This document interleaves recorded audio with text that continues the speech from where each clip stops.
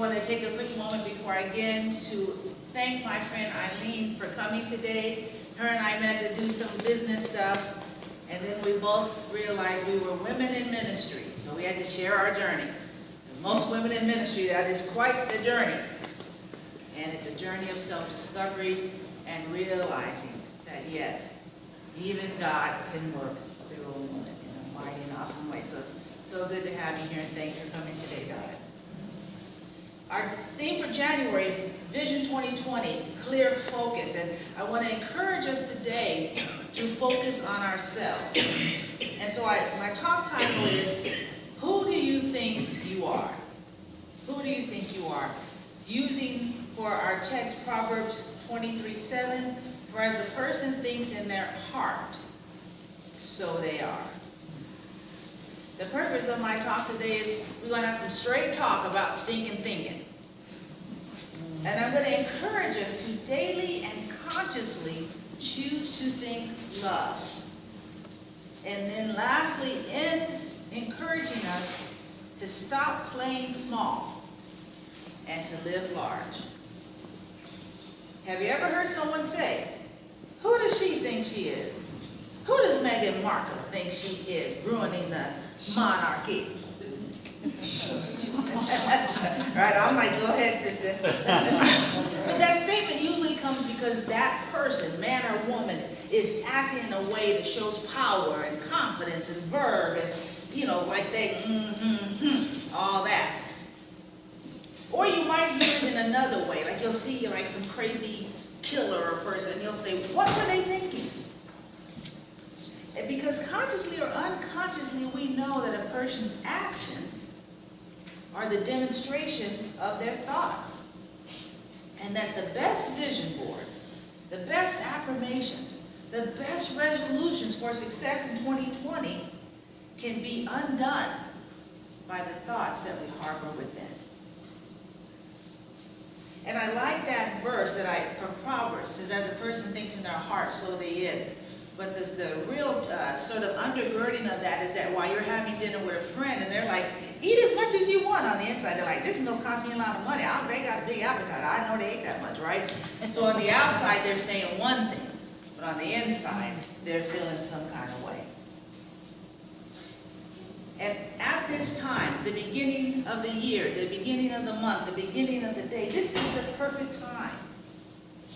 In this magical, mystical, ever-evolving time for us to focus on ourselves, on our growing. Because this spiritual center, and Binghamton, and Memphis, and Shelby County, and our neighbors and our family, they need all of us at our best. This world will transform when we say yes to being our best. And that self-love is the key. And I know that sounds so new age, you know, self-love. But even Carol, last time I was watching some crazy RuPaul show, and it had an old Oprah's episode. And who was on the episode but Louise Hay herself, saying, the world will change when we learn to love ourselves. And so what stops us from loving ourselves? And here's just some real straight talk about how we have this stinking thinking about we're not worthy to be loved, and you know, I can't love myself, but I'll love everyone else, but not myself. And so this is a quote that I saw that really touched my heart, because I can be, even though I know y'all think I'm all nice and cuddly, I can be very unsympathetic. So I'm like, well, you should have known better. You know, I saw this thing, this lady has 11 children, and she needs help. I'm like, well, first of all, she needs to learn how to stop having kids. Right? Versus saying, I have to be sympathetic and empathetic in the situation that she's in. What causes a lady to keep having kids when you don't have a baby daddy? What causes us to keep harming ourselves? So this is a quote they attributed to Russell Brand, but I think it's really anonymous. Cannabis isn't a gateway drug. Alcohol isn't a gateway drug. Nicotine isn't a gateway drug. Caffeine isn't a gateway drug. Trauma is the gateway.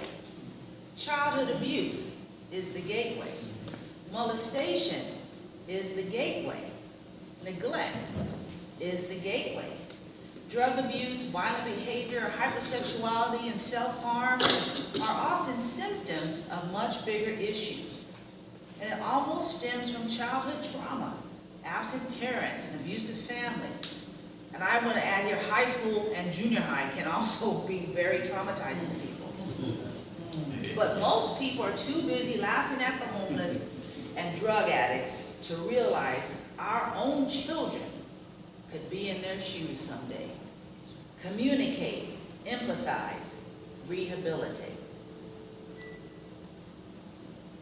And that the trauma, you said, no, I was never traumatized. You're lucky. You're blessed. I have a memory from my childhood. I know it ended with my uncle hitting my cousin, and she goes backwards against, there's a sliding plate glass door. Now in the memory, there's no sound. I'm like 5 or 6, and my aunts and uncles and my mom are all around. And after I went to therapy, one day I confronted my mother. I said, why didn't you guys say anything? You, Uncle Judy was getting ready to hit Judy, and you guys were all just standing there. She goes, what are you talking about? We were all screaming at the top of our lungs, trying to tell Judy to move, tell Judy not to do that. I'm sure my Aunt Patty was like, now Judy, calm down. But whatever my 6 or 7-year-old self heard was so horrible that I just blanked. Even now I can go back to the memory, but I can't bring the sound back. Because for me that day, in my perfect loving family, there was a traumatizing day. You know, and sometimes the trauma happens because when you look like me and you look on every magazine and it tells you this is what beauty looks like, and it's not me, or they get the lightest light-skinned black woman you have to look twice to make sure she's even black, and her hair's so straight and perfect, and she's so thin. That's a way of telling me I'm not beautiful. You're not valued. Those are all traumas. You know, for men, you're always, you know, you're built and strong, and you can do 85 push-ups, and we get these messages that we're not valued, and we take them in. And we've got to take a look at it and say, I am valuable, but I need to look at these images. This stinking thinking has come from people telling me I'm not valued. So when I say, just love yourselves, you're like, how do I do that? You've got to look at this stinking thinking. And then those of us from traditional churches, we have a little extra trauma added on top of that. Statements like this: I'm on Team Jesus. I'm not religious. I'm a Christian. Imperfect and unworthy. How many Sundays did I say, oh, what a wretch like me, saved by God's grace. If it wasn't for Jesus, I'd be a horrible, awful person. That was trauma. Going to the opposite of what was true about me. I am one with the Creator, the person who made the Grand Canyon, and the beauty of Santa Monica Beach, and the glory of Gatlinburg. That person. I am in the image of that, and that is whole, perfect, and complete. And so there's that stinking thinking that gets in there. And we've got to say, no more. No more. So how do we love ourselves? I was wishing Charles Oliver, because he always loves it when I have a quote from Buddha. So here's a quote from Buddha. You must love yourself before you love another. By accepting yourself fully, and fully being what you are, your simple presence can make others happy. You yourself, as much as anybody in the universe, deserve your love and affection. Ernest Holmes puts it this way: love is within us. It cannot be destroyed. It cannot be, but it can be ignored. To the extent that we abandon love, we feel that love has abandoned us. Denying love is our only problem, and embracing it is the only answer. Through the power of love, we can let go of past history and begin again. Love heals, forgives, and makes whole. Even the Old Testament says, love your neighbor as you love yourself. How would your neighbors feel if you treated them the way you treat yourself?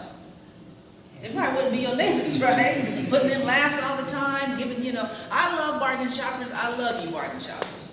But I've said this before, you can get something at full price. We deserve the best. And the person to give me the best is myself. What is it about loving ourselves? What is it about being our true selves? People say, well, you're afraid of failing, or you're afraid of succeeding, or, you have these. But Marianne Williamson puts it in a better way. Our deepest fear is not that we are inadequate. Our deepest fear is that we are powerful beyond measure. It is our light, not our darkness, that most frightens us. We ourselves. Who am I to be brilliant, gorgeous, talented, and fabulous? Actually, who are you not to be? Nelson Mandela puts this way: your playing small does not serve the world. Who are you not to be great? And the world needs us.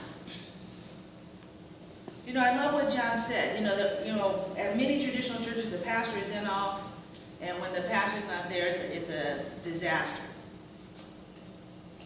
But the pastor at the church can only do so much. The church, the spiritual center, isn't this building, it's us. Years ago, when I was a youth pastor, a lady came to me and she said, my son's been attending the youth service and he's not changing at all. You're not doing it right. So probably under the influence of my family, women's way of speaking, I said, your son's only here with me 1 hour a week. It cannot undo what happens away from here. Well, she wasn't happy with that. Went to the pastor. And the pastor said, did she really say that? She said, yeah. I said, she's right. It's all of us that are transformation agents. It's all of us that can change the world. John sets the vision. It's like the quarterback calls the call, but it takes the rest of the team. And the time is now. I have faith. I look at this country and I think, are we even going to make it to November 4th, 5th, or 6th, whatever is the next election day, 2020? But I have faith because I know there's people here who are ready to step up, live large, and bring about transformation. Howard Thurman said, the world don't ask what the world needs. Ask what makes you come alive. And go do that. Because what the world needs is more people who have come alive. Who have come alive. Who do you think you are? You are magnificent. You are awesome. You are talented. You are love. You are peace. You are healing. You are hope. I see God in you, so I know that's true. Because God is all those things. And you and I are all those things. All the power of the universe is within you. Feel it. And then act as though it was true. Ernest Holmes.